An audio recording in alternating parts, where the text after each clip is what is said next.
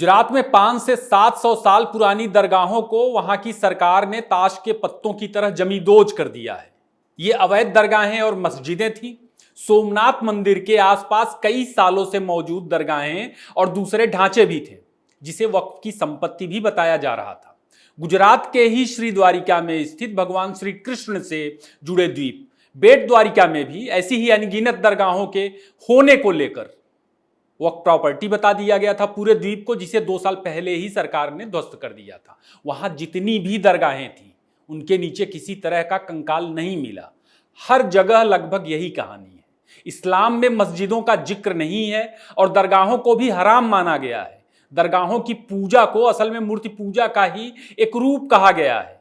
अरब के किसी भी देश में पक्की कब्र या दरगाहों पर लाशों को पूजने का रिवाज नहीं है, जैसे भारत और ईरान में है, क्योंकि इसे गैर इस्लामी माना जाता है। नमस्कार दोस्तों, मेरा नाम मनुष शुक्ला है। फिलहाल राजस्थान के अजमेर में मोइनुद्दीन चिश्ती की दरगाह को लेकर रोना मचा है। तमाम दरगाहों को लेकर देश भर में रोना मचा ही रहता है। यह बिल्कुल वैसे ही है जैसे ठुकाई लेबनान में हिजबुल्ला और यमन में हूतियों की होती है, लेकिन केरल और कश्मीर में कुछ लोगों का कलेजा मुंह में आ जाता है। जबकि इतिहास में तथ्य भरे पड़े हैं कि भारत के खिलाफ हजारों साल से जारी ग्लोबल इस्लामिक जिहाद में अजमेर की मोइनुद्दीन चिश्ती समेत तमाम दरगाहों का क्रूरतम योगदान शामिल है। दुर्भाग्य यह है कि उसी मोइनुद्दीन चिश्ती का एक झूठा इतिहास स्कूल और कॉलेजों में पढ़ाया जाता है और यूपीएससी जैसी परीक्षाओं में इसी झूठे इतिहास की अनिवार्यता एक फर्जी इतिहास सांप्रदायिक सौहार्द के नाम पर स्टूडेंट्स को सालों से रटना पड़ रहा है। चिश्तियों पर बातचीत के जरिए यहां मेरा मकसद किसी की मजहबी भावनाओं को ठेस पहुंचाना नहीं है, बल्कि इतिहास की एक कड़वी सच्चाई से रूबरू होना और उसके अमानवीय पक्ष पर बात करना है। आप लाइक करें, शेयर करें और कमेंट जरूर करें। दोस्तों, लेफ्ट लिबरल का जो धड़ा अयोध्या, काशी, मथुरा का उदाहरण देकर कह रहा है कि अजमेर की दरगाह को लूटने के प्रयास हो रहे हैं, दरगाह को भी लूटने के प्रयास हो रहे हैं, उन्होंने शायद इतिहास ठीक से नहीं पढ़ा। मोइनुद्दीन चिश्ती की दरगाह भी काशी, मथुरा की तरह ही हिंदुओं के उन बड़े तीर्थों में शामिल है जिसे जिहादियों ने तोड़ करके इस्लामिक ढांचे में बदला। इसके सबूत है। मंदिरों के साथ साथ जैन और बौद्ध मठों को भी तोड़ा गया।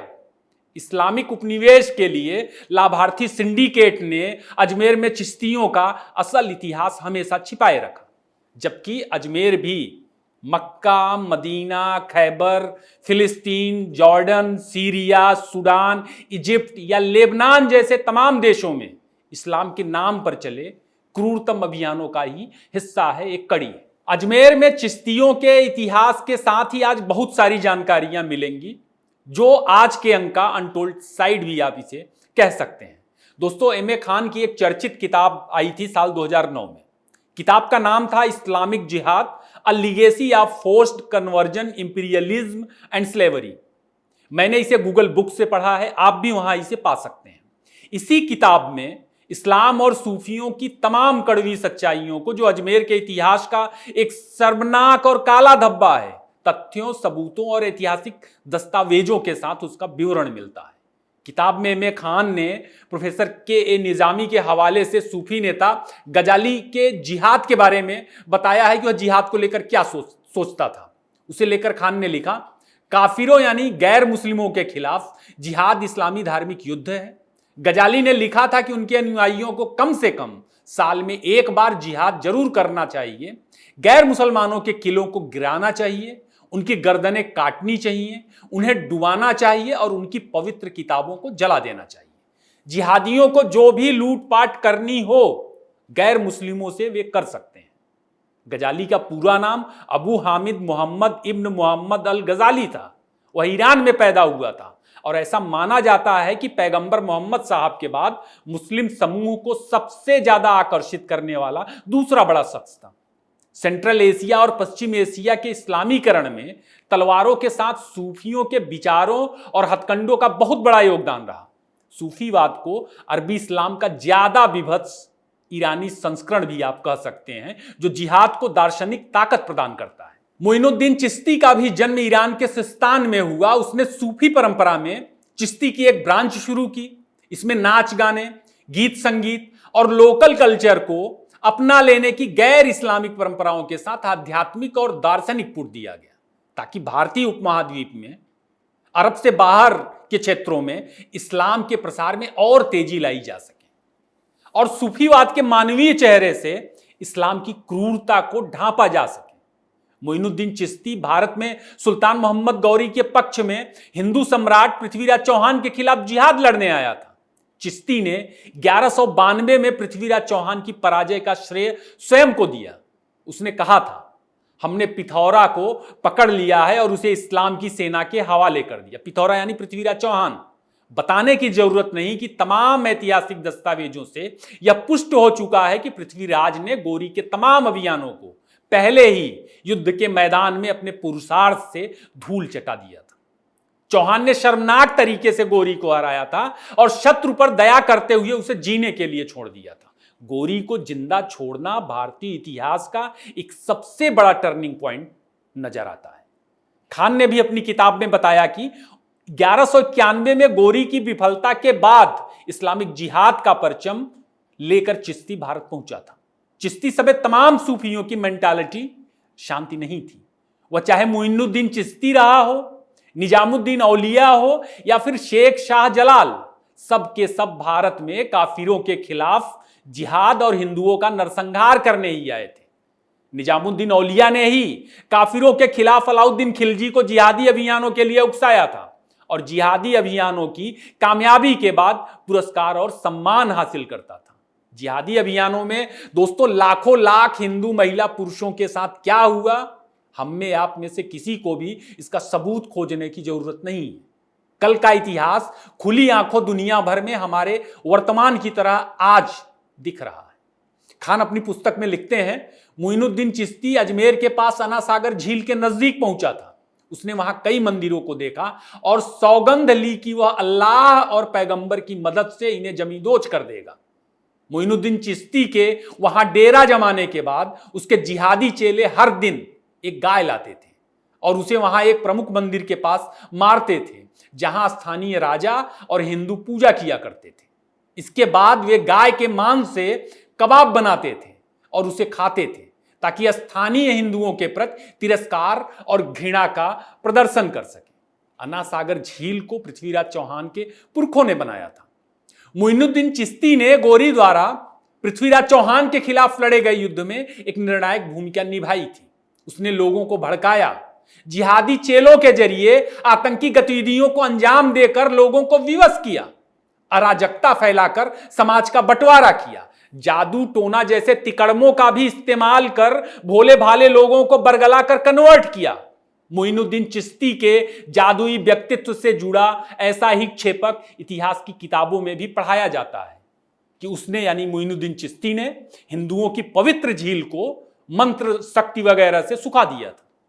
यही तो आज भी नजर आता है ना कि एक पीढ़ी के बाद यही भोले भाले मनुष्य खुद को अरब की पैदाइश मान के सबसे बड़े जिहादी के रूप में सामने आते हैं। बावजूद कि इस्लाम की असल जमीन जहां उसका जन्म हुआ वह इन्हें किस दर्जे का मुसलमान मानता है, इसे कोई भी शियाओं, कुर्दों और अहमदियों की हालत देख करके समझ सकता है। इस समय जो कॉन्फ्लिक्ट है मिडिल ईस्ट में, उसे देख करके समझ सकता है ये आतंकी टैक्टिस है और इस्लामिक अभियानों में कॉमन दिखता है। वह चाहे अरब में हुए, मध्य एशिया में हुए, पश्चिम एशिया में हुए, मध्य पूर्व में या अफ्रीका में या फिर यूरोप में हुए, कुछ भी नहीं बदला है। आज भी वही तौर तरीके। मोइनुद्दीन चिश्ती ने भी तो अजमेर में जबरन धर्मांतरण, गुलामी और हिंदू महिलाओं को उनके घरों से उठाने के लिए प्रोत्साहित किया था। सूफियों की जीवनी से भी पता चलता है कि कैसे मोइनुद्दीन चिश्ती ने अजमेर अभियान के दौरान रात में एक हिंदू राजा पर हमले के दौरान अगवा की गई एक राजकुमारी को भी गिफ्ट के रूप में स्वीकार किया था। मोइनुद्दीन को यह उपहार उसके जिहादी चेलों ने ही दिया था। भारतीय इतिहास में तो सेल्यूकस जैसे जंगजू भी चंद्रगुप्त मौर्य को ऐसा गिफ्ट देकर गए। बहुत शालीनता से लेन देन हुआ था। वह भी इस्लाम ईसाइयत की पैदाइश से बहुत बहुत साल पहले हुआ था। लूटी महिला का गिफ्ट लेने वाला मोइनुद्दीन चिश्ती भला संत कैसे हो सकता है? कोई यह बता सकता है? अपनी किताब में खान लिखते हैं, कोई भी मतलब कोई भी सूफी संत भारत में शांति और प्रेम के विचार के साथ नहीं आया था, बल्कि वे क्रूर आक्रमणकारी सेनाओं का हिस्सा थे या हिंदू राजाओं के खिलाफ जिहादी युद्धों में शामिल थे, जिनका उद्देश्य उनके राज्यों और धन को कब्जा करना, उनकी प्रजा को गुलाम बनाना था। मोइनुद्दीन चिश्ती ने जहां मोहम्मद गोरी के लिए लड़ाई की जमीन तैयार की, वहीं निजामुद्दीन औलिया ने अलाउद्दीन खिलजी के लिए ऐसा ही किया था। खान अपनी किताब में इस्लामिक प्रभाव वाले समूचे भारत के सूफियों का उदाहरण देते हुए उलेमाओं की तरह सूफियों की भूमिका स्पष्ट करते हुए लिखते हैं, उलेमा तकरीरों के जरिए जो हासिल करते हैं, सूफी असल में वही चीज अपने व्यवहार से हासिल करते हैं। दोस्तों, इस किताब से गुजरने के बाद पता चलता है कि आतंकियों के लिए जो काम मोमिन बिरादरी के साथ लेफ्ट लिबरल गैंग आज की तारीख में करता दिखता है, तब वही काम, लगभग वही काम इस्लामिक जिहादियों के लिए सूफी करते थे, बल्कि कई मामलों में और ज्यादा बढ़ चढ़ कर करते थे। मोइनुद्दीन चिश्ती की मुखबिरी और प्रोपेगेंडा ने ही पृथ्वीराज के खिलाफ गोरी को मदद पहुंचाई और ताकतवर बनाया। चिश्ती की मौत के बाद उसे अजमेर में ही दफनाया गया था। अब वह उसी कब्र के नीचे है या नहीं है, इस बारे में मैं कुछ भी पुख्ता नहीं कह सकता हूं। खैर, चिश्ती की मौत के बहुत साल बाद उसकी दरगाह को लेकर लोगों में जुनून नहीं दिखता, बहुत सालों तक ऐसा रहा वहां। जाहिर है कि उसने अनाथ सागर में जिस तरह के कर्म किए थे, उसे भारतीय परंपरा में संतों का दर्जा तो नहीं दिया जा सकता। इतिहास में चिश्ती की अहमियत अकबर के वक्त में दिखती है, अकबर के बाद दिखती है, अकबर के साथ दिखती है। इस्लामिक इतिहास में यूं ही अकबर को महान नहीं कहा जाता। वह था तो अनपढ़, लेकिन भूगोल में चीजों का इस्तेमाल करने के मामले में उस्ताद था। उसने उदार भारतीय समाज का समर्थन हासिल करने, अराजकता का राजनीतिक इस्तेमाल करने आदि मामलों में चिश्ती के करतब का महत्व समझा। अकबर ने चिश्ती की दरगाह को विशेष आश्रय दिया। मुगलों की नजर राजपुताना पर थी, चित्तौड़ पर थी, और अजमेर चित्तौड़ का दरवाजा था, प्रवेश द्वार था। दरवाजे तक बहुत पहले मुगल आक्रमणकारी पहुंच गए थे, लेकिन अंदर पांव जमा नहीं पा रहे थे। चिश्ती की दरगाह अकबर के बार बार वहां जाने की वजह से महत्व में आई। मुस्लिम उपनिवेश के लिए अकबर ने बड़े पैमाने पर मदरसों की स्थापना की, फारसी को राजकीय भाषा बनाया, सूफियों की दरगाहों को न सिर्फ आश्रय दिया बल्कि उन्हें महिमा मंडित भी किया गया। अकबर के जमाने में एम ए खान दावा करते हैं कि एक भी सूफी ने काफिरों के नरसंहार के खिलाफ कोई शब्द नहीं बोला, उल्टे हर किसी को साल में कम से कम एक बार जिहाद करने की अपील जरूर की। खान तो यहां तक लिखते हैं कि मोइनुद्दीन और निजामुद्दीन सबसे प्रतिष्ठित सूफी संतों में से थे। हालांकि इस्लाम के प्रसार के लिए मिशनरी दृष्टिकोण अपनाने की बजाय सबके सब इस्लामी आक्रमणकारियों द्वारा छेड़े गए खूनी जिहाद के आध्यात्मिक और नैतिक समर्थक थे। कश्मीर में हिंदू मंदिरों के व्यापक विनाश, हिंदुओं की हत्या और उनके जबरन धर्मांतरण के पीछे सूफियों की ही प्रेरणा थी। किताब से पता चलता है कि दक्कन, गुजरात, बंगाल, राजस्थान, दिल्ली, कश्मीर आदि में हिंदू और बौद्ध तीर्थ स्थलों को तोड़कर सिर्फ मस्जिदें ही नहीं बनाई जाती थी, दरगाहें, खानकाह और सराएं भी बनाई जाती थी। कश्मीर से दक्कन तक जितने भी अभियान हुए, वह चाहे गोरी ने किया हो या बख्तियार खिलजी ने या फिर औरंगजेब तक का अभियान शामिल रहा हो, कोई ना कोई बड़ा सूफी आपको अभियान में जरूर दिख जाएगा। अभियानों की सफलता के बाद सूफियों का सम्मान होता था, उन्हें धन दौलत दिया जाता था, नजराने मिलते थे, हिंदू से मुसलमान बने लोगों को रोजगार भी दिया जाता था।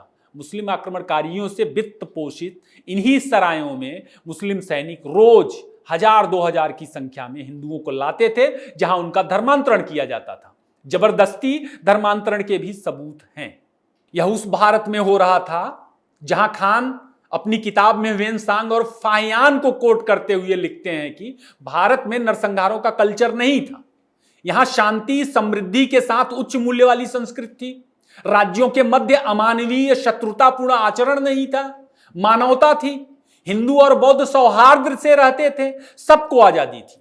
मेगास्थनीज ने भी इंडिका में लिखा है कि भारत के राजा पड़ोसी राज्यों में जब हमला वगैरह करते थे तो खेतों को नुकसान नहीं पहुंचाया जाता था, किसानों, कामगारों, महिलाओं, बच्चों को नुकसान नहीं पहुंचाया जाता था, बस्तियां नहीं जलाई जाती थी। लेकिन भारत के इतिहास का दुर्भाग्य देखिए, मोइनुद्दीन चिश्ती जैसे जिहादी संत बताए जाते हैं और मजबूरी यह कि बच्चों को परीक्षाओं के लिए उनकी झूठी कहानी रटनी पड़ती है। फर्जी नैरेटिव को तो हटा ही सकते हैं अगर हम कुछ और नहीं कर सकते हैं, या तो नरसंहारों के विरोध में सूफियों का आधिकारिक बयान खोद करके निकाला जाए जहां से खोद के उनकी कहानी गढ़ी गई थी। कुछ ना करे तो कम से कम साल में 2-4 बार चिश्ती को याद तो कर ही सकते हैं हम और आप, कुछ लिखकर, कुछ बोलकर। इजराइल जिस तरह मोर्चों पर जूझ रहा है हम उससे सबक ले सकते हैं। इजराइल जिस तरह आईना के सामने खड़ा है वह हमारा भी आईना हो सकता है, हम उससे अलग नहीं हैं। ध्यान रहे, फिलिस्तीन का इस्लामीकरण 12वीं शताब्दी में हुआ था, इजिप्ट 14वीं शताब्दी में उसका इस्लामीकरण हुआ, लेबनान सूडान का इस्लामीकरण अभी कॉन्फ्लिक्ट के बाद वाले निर्णायक दौर में है। इनके चरण दर चरण होते हैं जो लुच्चई, दंगे, अराजकता के बाद समानांतर सरकार बनाते हैं, एक सरकार चलाते हैं और स्थानीय कानूनों से मतभेद दिखाते हुए इस्लामीकरण की निर्णायक प्रक्रिया ऑपरेट करते हैं, जिसमें आप जो तमाम चीजें आप दुनिया में देख रहे होंगे वो नजर आती हैं। स्वामी विवेकानंद इसी कॉन्सेप्ट को समझते थे। उन्होंने संघ की स्थापना से बहुत पहले इसे समझ लिया था और कहा था, अगर एक हिंदू कम होता है तो इसका मतलब है कि हिंदुओं ने अपना एक और दुश्मन तैयार कर लिया। यहूदियों को टक्कर देने वाले सऊदी, कतर, यूएई नहीं है। इजराइल में फिलिस्तीन, ईरान और लेबनान जैसी जगहों के नए वाले मौलाना है जो ज्यादा प्याज खाते हैं।